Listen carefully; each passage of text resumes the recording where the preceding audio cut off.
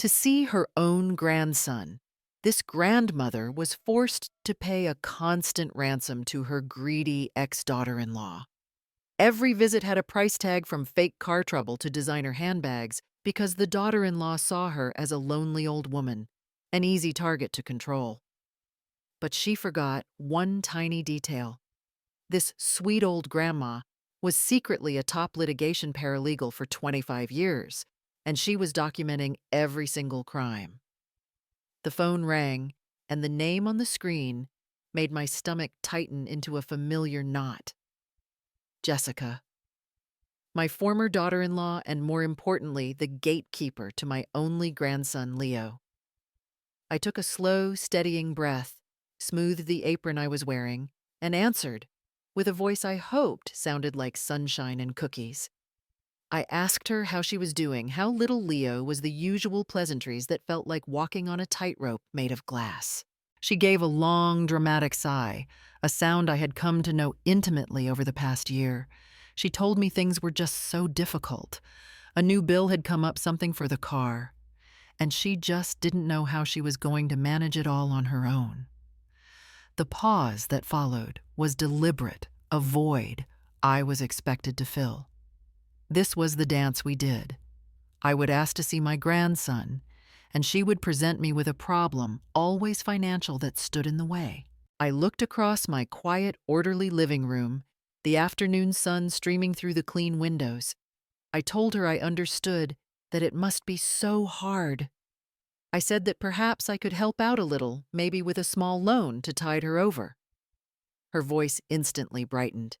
She said that would be a lifesaver, a true blessing. And just like that, the gate creaked open. She mentioned that Leo had been asking about his grandma, and that maybe, since things were looking up this weekend, would be a good time for a visit in the park. I agreed, my voice warm and grateful. But as I spoke, my other hand was already reaching for the book on the end table beside my armchair.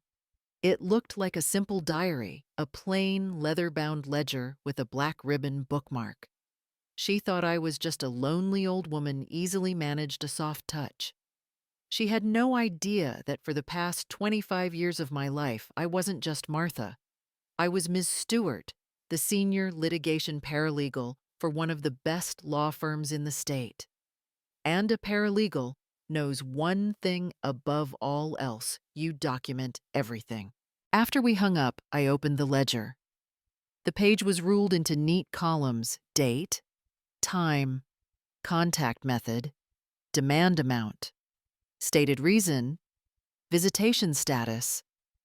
My pen, a fine-tipped black rollerball, moved with steady precision. I logged the date, the time of the call, and the amount she had hinted at, which I knew from experience would be exactly $300. In the stated reason column, I wrote, car trouble.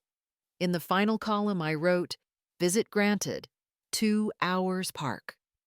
Every sigh, every veiled threat, every transaction was recorded with the same dispassionate clarity I once used to prepare trial exhibits. This wasn't a diary of my feelings. It was a log of her crimes. Later that afternoon, my son David called. He sounded the way he always did after talking to Jessica, like a man walking home in a downpour without an umbrella. He told me she had called him too, complaining that the child support wasn't enough, that he didn't understand the real cost of raising a child. He was furious, ready to call her back and scream. I let him vent, listening to the pain and frustration in his voice. When he was finished, I kept my own voice level. I told him to be patient. I reminded him of the process we had discussed. Every email he sent, every text he replied to, was part of it. This wasn't a street fight. I told him it was a siege. And sieges are won with patience and overwhelming, irrefutable evidence. He calmed down as he always did. He trusted me. That evening, as I was getting ready for bed, my phone buzzed on the nightstand. It was a text message from Jessica. There was no greeting. It was just a link. I tapped on it, and my screen filled with a picture of a ridiculously expensive designer handbag. It was a gaudy thing, all buckles and logos, costing well over $1,000. Below the link was a single sentence complete with a winking emoji. The message said, "Leo would be so happy to see you this weekend if you were happy too." I stared at the screen. There was no anger, no shock. All I felt was a cold, quiet clarity, the kind you feel when the final piece of a puzzle clicks into place. I didn't reply. Instead, I got out of bed, walked back to my armchair in the living room, and picked up my ledger. I turned to a fresh page, switched on my little reading lamp, and began to write.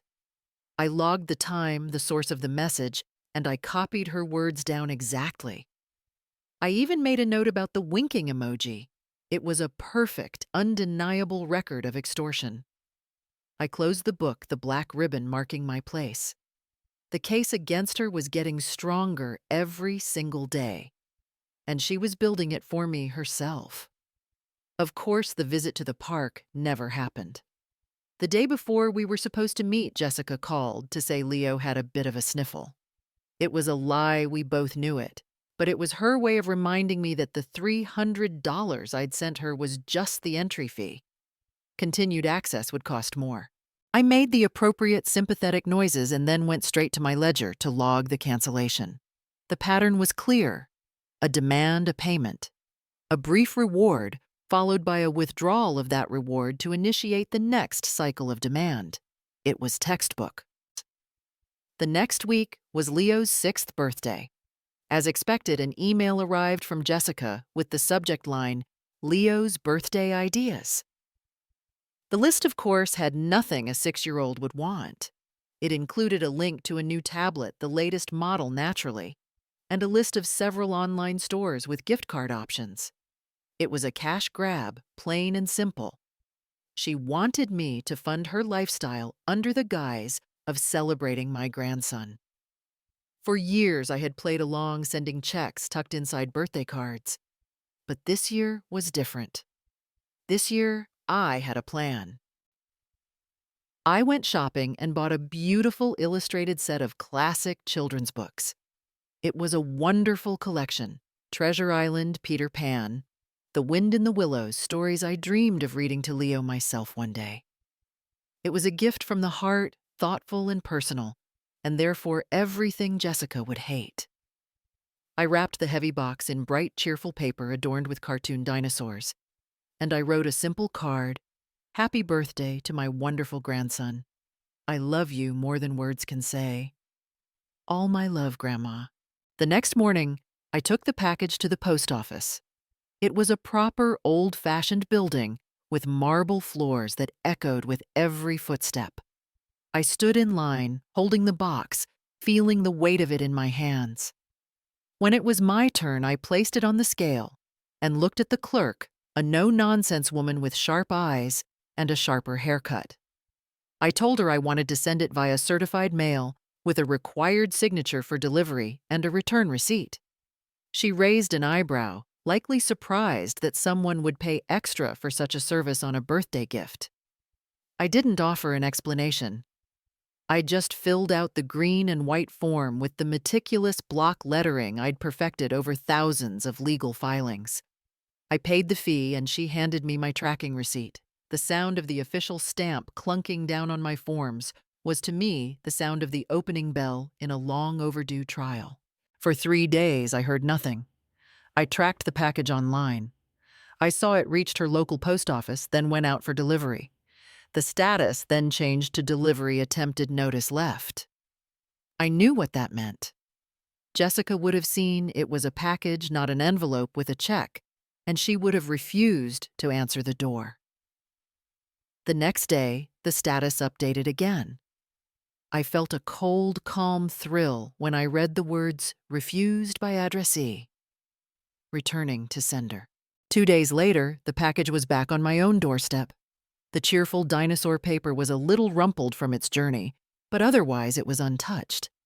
And there, stuck to the front, was the official sticker with a box checked in stark red ink.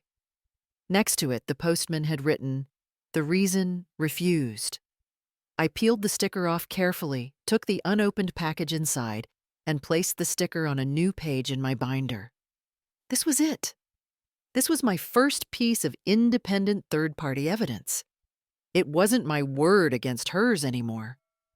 This was a federal agency, the United States Postal Service, officially documenting that she had refused a birthday gift sent to her son. The phone rang less than an hour later. It was Jessica, and she wasn't bothering with fake pleasantries. Her voice was sharp, furious. She yelled, asking me what kind of stunt I was trying to pull. She accused me of trying to make her look bad, of playing some kind of sick game. I let her scream. I stood in my quiet kitchen, listening to her rage pour through the phone, and I felt nothing but a profound sense of calm. The angrier she got, the more I knew my simple action had hit its mark. When she finally paused to take a breath, I spoke. My voice was low, gentle, and utterly devoid of the emotion she was trying so hard to provoke. I didn't defend myself or argue. I just told her the simple, unassailable truth. I said, "I'm sorry you felt that way, Jessica.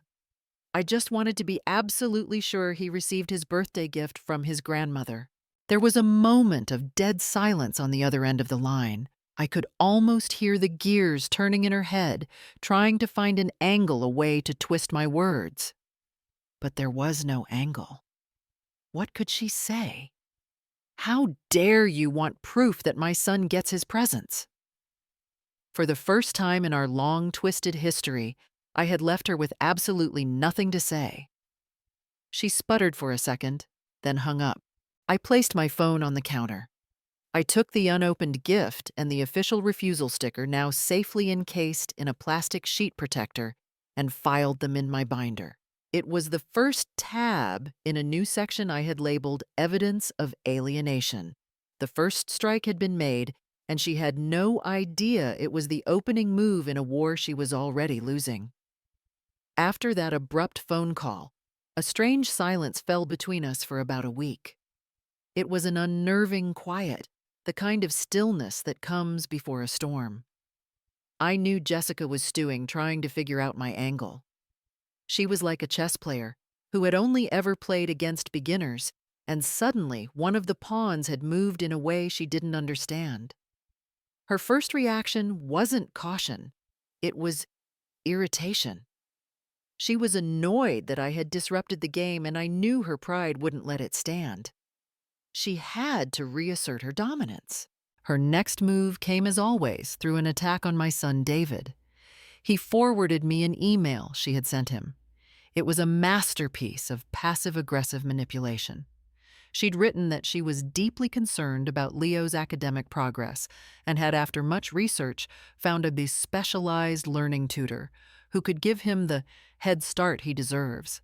Attached was an invoice for the first month's services, a staggering $600. The email ended with a line clearly meant to guilt him into submission.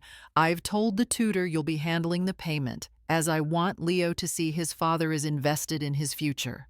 She was trying to bypass me entirely, thinking I was the source of the problem. By going directly to David with a non-negotiable bill tied to his love for his son, she thought she could regain control. It was a classic pincer movement designed to isolate and pressure him. What she didn't count on was that David was no longer playing her game alone.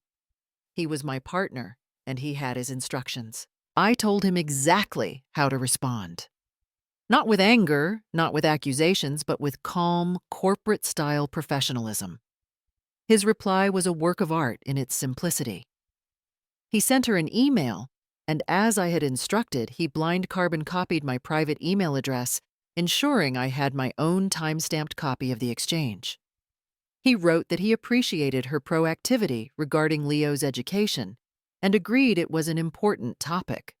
Then came the crucial sentence, the one I had dictated to him verbatim.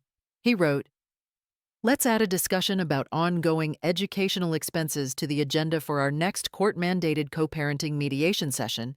It's best we make these financial decisions together in a formal setting." With that one email, he had perfectly executed our strategy. He hadn't said no, so she couldn't accuse him of being uncooperative.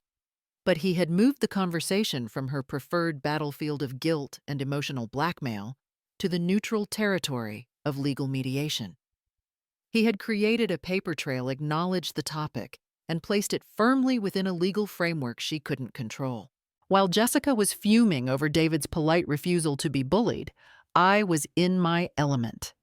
My dining room table, once used for family dinners, was now my war room. I spent the entire chapter of this unfolding drama in what I called the preparation phase. The binder, once just a slim ledger, was now growing thick. I took all my old bank statements and with a ruler and a highlighter, I marked every single cash withdrawal and e-transfer I had ever sent to Jessica. Then I placed each highlighted statement next to the corresponding entry in my log. The result was a devastatingly clear picture. A page would show a log entry, demand $400 for emergency dental work for Leo. Next to it would be the bank statement showing a $400 withdrawal, and next to that, a printout of a text from her saying, "Thank you. I got it. You can see him Saturday." I cross-referenced everything. Her demands for rent money were matched with my withdrawals. Her pleas for help with a utility bill were matched with my transfers. It was a timeline of relentless financial pressure, all documented with the cold, hard facts of dates and numbers. I even took her social media posts, the ones she made so public, thinking no one important was watching, and integrated them into the timeline. Here was a picture of her on a weekend spa trip, time-stamped 2 days after she'd claimed she couldn't afford groceries without my help. Here was a photo of her with a new designer jacket posted the same week she'd demanded David pay for Leo's essential new wardrobe. She was arrogant and sloppy. She believed she was so much smarter than us that her manipulations were invisible. She never imagined that the quiet, accommodating grandmother she dismissed as a fool was meticulously taking every lie, every demand, every contradiction, and weaving it into an inescapable web of her own making. As I hole-punched another document and slotted it neatly into the growing binder, I felt a deep, profound sense of focus. She thought this was a game of emotion. She had no idea it was a game of evidence. And in that arena, I was the professional, and she was hopelessly outmatched. The day of the mediation arrived clear and cold. We met not in a courthouse, but in a sterile, impersonal conference room in a downtown office building. The air smelled of weak coffee and industrial carpet cleaner. On one side of the vast, polished mahogany table sat my son David and me with our lawyer, Mr. Evans, a calm, silver-haired man who had been a colleague for years. On the other side sat Jessica and her lawyer, a man named Mr. Davies, who looked about half Mr. Evans's age. He had the slick, overconfident air of a young man who believed he was the smartest person in any room he entered. Jessica was playing the part of the downtrodden victim, perfectly dressed, in drab clothes, her face a mask of weary concern. The meeting began with Mr. Davies outlining Jessica's position. He spoke of her tireless dedication as a single mother, her modest needs, and her sole focus on what was best for Leo. He painted a picture of David as a distant father and of me as a meddling grandmother. I sat perfectly still, my hands folded in my lap, and let him talk. I watched as he laid out a case built entirely on lies, and I felt nothing but a profound sense of pity for him. He had no idea what was coming. When he finished his opening salvo, Mr. Evans didn't argue. He didn't counter a single point. He simply nodded, leaned forward, and placed my binder in the center of the table. It landed with a solid, definitive thud that seemed to echo in the silent room. It was 4 inches thick, bound in black with a neat row of numbered tabs sticking out from the side. Mr. Davies looked at the binder, then at us, a small, condescending smirk playing on his lips. He probably thought it was a clumsy, amateurish attempt at a scrapbook of grievances. He reached out and slid the heavy volume across the polished table toward him. As I watched him open it to the first page, I focused on his face, studying it with the same intensity I had once used to observe jurors. The smirk vanished almost instantly. The first page was the typed summary, timeline of monetary demands versus visitation granted. His eyes scanned the neat columns. He flipped the page. I saw his gaze fall upon the first log entry, followed by a crystal-clear screenshot of the corresponding text message from Jessica. He turned another page, then another faster this time. His journey through my work was a silent film of dawning horror. I watched his finger trace the line from a log entry about a dental emergency to the copy of my bank statement showing the cash withdrawal. I saw his eyes widen slightly when he came to the section on Leo's birthday, the photo of the beautifully wrapped gift, followed by the official red-stamped USPS receipt, marked "Delivery Refused." He paused on that page for a long time, his jaw tightening almost imperceptibly. He was a lawyer. He understood the damning power of that single official document. He started flipping through the binder more quickly now, not reading every entry, but absorbing the sheer overwhelming weight of the evidence. He saw the emails from David professionally worded and polite, creating a paper trail of his attempts to co-parent. Then he reached the section I had labeled lifestyle analysis. His face, which had gone from smug to serious, now turned pale. There they were, Jessica's own social media posts printed in full color. A photo of her at a brunch with friends dated the day after she claimed she couldn't afford groceries.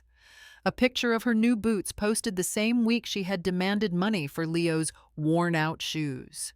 But the final blow, the one that broke his professional composure, was the letter I had placed at the very back. He stopped flipping and stared at it.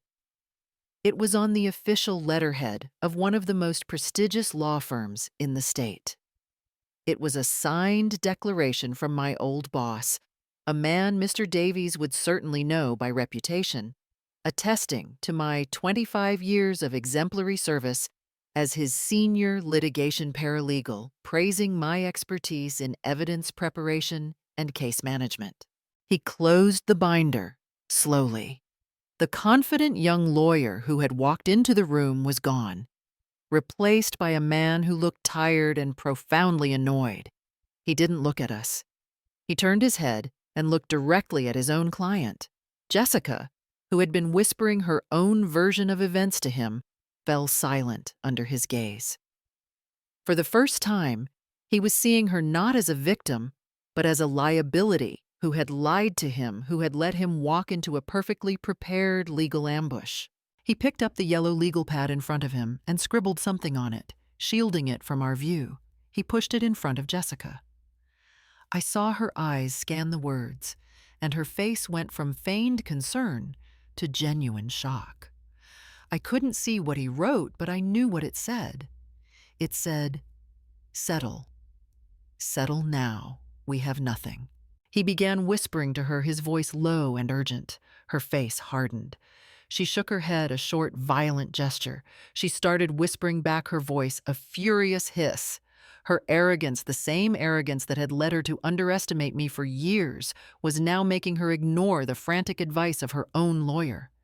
She actually believed she could talk her way out of the mountain of evidence sitting on the table. She believed she could lie her way out of the truth. I watched her refuse her only life raft, and I knew with absolute certainty that she would be going to court. And I knew that we would win. The day we finally went to court felt like the last chapter of a long, painful book. The air in the courtroom was heavy and still smelling of old wood and anxiety. Jessica was already there, sitting beside her lawyer, Mr. Davies. She wasn't the downtrodden victim from the mediation anymore. Today, she was dressed in a sharp, professional-looking suit, her hair perfectly styled. She had a look of defiant confidence, as if she truly believed she could charm a judge and jury with the same ease she manipulated her own family. She thought her performance would be the only evidence that mattered. She was wrong. Her lawyer, Mr. Davies, looked significantly less confident. He kept shuffling his papers, avoiding eye contact with us. He knew what was in my binder, which now sat on our lawyer's table, officially marked as Exhibit A. He had argued to have it dismissed, of course, but the judge had allowed it after a preliminary review. That was our first victory before the day had even truly begun. When the hearing started, Jessica took the stand first. Under her lawyer's gentle questioning, she wove a compelling narrative of a struggling single mother just trying to protect her son. She cried, but not in a messy way. Her tears were quiet and dignified, designed to elicit maximum sympathy.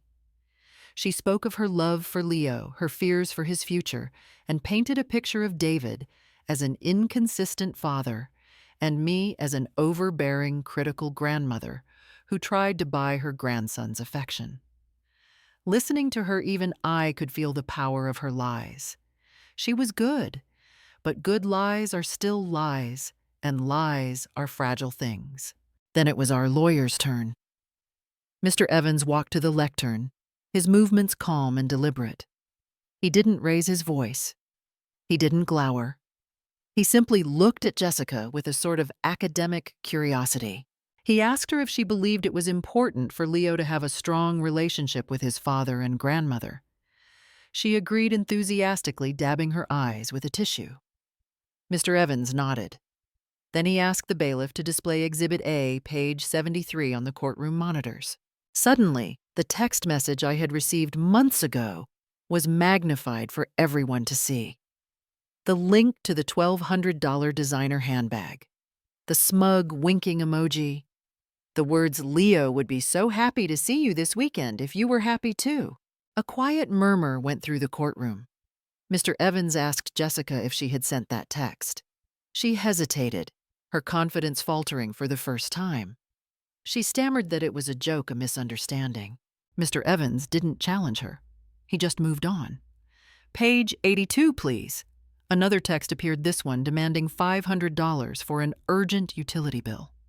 Mr. Evans then directed the court to page 83, my bank statement showing a $500 transfer to her account the next day.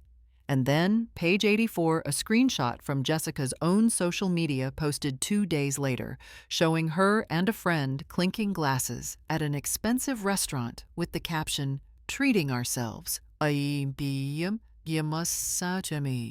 And so it went for what felt like an eternity. A relentless, methodical dissection of her deceit. Each page was a new blow. A demand for money for Leo's school clothes, followed by a picture of her new shoes. A request for cash for groceries, followed by a post from a weekend spa trip. Mr. Evans never accused her of anything. He just presented the facts, my facts, and let her own words and actions condemn her. Jessica's composure crumbled under the weight of it all. Her mask of dignified motherhood melted away, revealing the raw, ugly desperation beneath. She started to argue, her voice getting shrill. She claimed the photos were old, that the texts were taken out of context. She accused me of hacking her accounts, of fabricating evidence. Her lies became more frantic, more unbelievable, until she was just shouting, her face red and contorted. The judge had to bang her gavel and tell her to be silent. When it was over, Jessica stumbled back to her chair, a broken woman. The courtroom was completely silent. Then the judge, a stern-faced woman with piercing eyes, put on her reading glasses. She picked up my binder from her desk, holding it up for the court to see. She looked directly at Jessica. She said that in her 10 years on the family court bench, she had seen many difficult custody cases, but she had never seen such a comprehensive, meticulously documented record of parental alienation and financial extortion. She opened the binder and read one of my log entries aloud, her voice ringing with cold disapproval. Then she read Jessica's corresponding text message. She did this 3 more times, each example more damning than the last. The judge told her that a child is a life to be nurtured, not a financial asset to be leveraged. She said that Jessica's behavior was not just immoral, it was profoundly damaging to the well-being of her son. Then came the final judgment. The words fell like hammer blows. David was granted 50-50 joint legal and physical custody effective immediately. Jessica was ordered to enroll in and complete a parental alienation counseling program at her own expense. And finally, in a move that made Jessica gasp audibly, the judge ordered her to pay for all of David's legal fees, citing her blatant and bad faith conduct throughout the proceedings. It was over. Total victory. David reached over and squeezed my hand, his knuckles white. I looked at Jessica, who had her face buried in her hands, her body shaking with ragged, genuine sobs of defeat. I expected to feel a surge of triumph, of vengeful satisfaction. But I didn't. I just felt a quiet, solemn sense of order being restored. The truth, carefully recorded and patiently preserved, had finally done its work. Justice had been served. Leaving the courtroom felt like stepping out of a long, dark tunnel into the bright, blinding sun. The victory wasn't loud or explosive. It was a quiet, profound recalibration of our world. The real test, however, came 3 days later at the first official custody exchange. The court had mandated the handover take place in the neutral territory of the local library parking lot, a place of quiet order, where emotional displays were unlikely. David and I arrived early. I watched my son, who seemed taller, lighter. The weary stoop that had curved his shoulders for the past year was gone. He was nervous, but it was the excited nervousness of a man about to be reunited with a part of himself, not the anxious dread of a man preparing for a fight. Jessica's car pulled into the parking space opposite ours. She got out of the driver's side, her movements stiff and angry. She was no longer the polished performer from the courtroom or the manipulative victim from her phone calls. She was just a woman who had lost. She didn't look at us. Her face was a thunderous mask of resentment. She opened the rear door and out scrambled Leo. For a moment, he just stood there blinking in the sunlight, looking from his mother's grim face to our open, waiting arms. Then a huge smile broke across his face, and he ran. He didn't walk or hesitate. He sprinted across the painted white lines of the parking lot and launched himself into his father's arms. David caught him, burying his face in his son's hair, and I saw my son's shoulders shake with a single silent sob of pure relief. When David finally set him down, Leo turned and ran to me. I knelt, and his small arms wrapped around my neck in a tight, fierce hug. It was the first hug in over a year that didn't feel conditional, that wasn't a bargaining chip or a temporary reward. It was just a grandson hugging his grandmother. I felt a tension release from my own body that I hadn't even known I was carrying. The constant weight of strategy, of logging evidence, of holding my tongue, all of it just melted away. We had him back. He was safe. In the weeks that followed, a new reality settled in. Our lives began to revolve around a joyful, predictable rhythm. Leo's laughter filled David's house every other week. My son transformed. He was no longer just a weekend visitor in his own child's life. He was a full-time father. He learned Leo's new favorite dinosaur. He scheduled play dates. He attended parent-teacher conferences. His home, once quiet and somber, was now cluttered with toy trucks and superhero drawings taped to the refrigerator. He was happy, truly and deeply happy, in a way I hadn't seen since before the divorce.